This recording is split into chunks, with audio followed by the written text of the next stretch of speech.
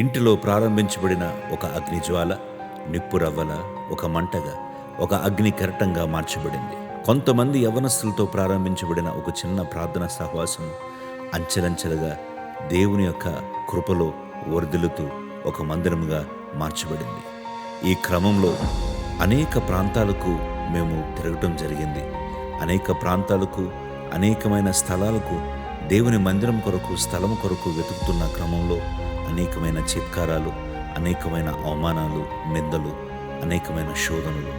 అయినప్పటికీ కృప కలిగిన దేవుడు తన యొక్క కృపను చూపిస్తూ మందిరము సంఖ్యలోనూ ఆత్మలోనూ వర్ధిల్లటానికి దేవుడు కృప చూపించాడు. 2 ప్రాంతాల్లో మందిరము మారుతూ దేవుని యొక్క కృపలో వర్ధిల్లుతూ అంచెలంచెలుగా ఆశ్రదింపబడుతూ ఉన్నప్పుడు దర్శనము పెద్దది, మేమున్న స్థలము చిన్నది. ఎప్పుడు చూసినా గ్రోత్ కనిపిస్తా ఉంది చర్చిలో. ఏ చర్చిలో గ్రోత్ ఉంటుంది, అదే పనిచేసే సంఘం, ఆరోగ్యవంతంగా ఉండే సంఘం.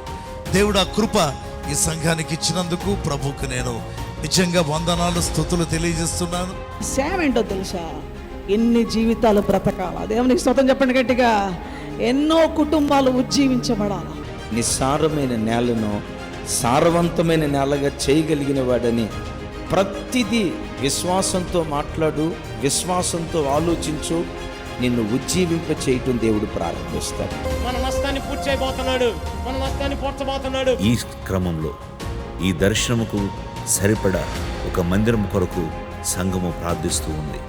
అనేకమైన ప్రయత్నాలు చేసే క్రమంలో ఎక్కడికి వెళ్ళినా ఎలాంటి అవకాశం, ఆశ లేని పరిస్థితుల్లో, ఎలాంటి ద్వారాలు తెరవబడిన పరిస్థితుల్లో, మనుషులు ముఖం మీదే మందిరం కంటే మేము ఇవ్వమండి అని చెప్తున్న పరిస్థితుల్లో ఇక చాలు ప్రభువా, ఈ తరవబడిన అనుభవాల నుండి మమ్మల్ని బయటకు తీసుకురా, తరవబడిన అనుభవాల నుండి తెరవబడిన అనుభవంలోకి మమ్మల్ని మార్చు ప్రభువా అని సంఘము కన్నీటితో ప్రార్థించినప్పుడు మా యొక్క మొరను దేవుడు ఆలకించి కన్నీటిని తుడిచి యెషయా 62:1 ప్రకారం సియోను నీ సూర్యకాంతి వలె కనబడు వరకు, దాని రక్షణ దీపం వలె వెలుగుచుండు వరకు సియోను పక్షమందు నేను మౌనంగా ఉండను, యెరూషలేము పక్షమందు నేను ఊరకుండను అను వాగ్దానముతో ప్రభు సంఘాన్ని బలపరిచారు.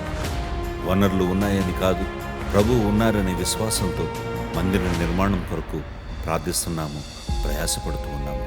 థ్రోన్ ఆఫ్ గ్రేస్ చర్చ్ నిర్మాణం కొరకు ప్రార్థించండి, సహకరించండి. ఈ అంత్య దినములలో దేవుని రాజ్యమును కలిసి నిర్మిద్దాం.